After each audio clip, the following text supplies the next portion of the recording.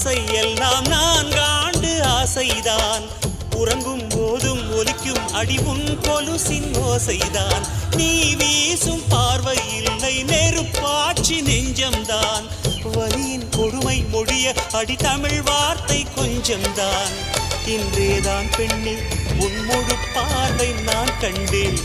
கைதொட்ட நேரம் என் முதல் மோட்சம் நான் கொண்டேன் மகராணியே மலர்வாணியே இனி என் ஆவி உன் ஆவியே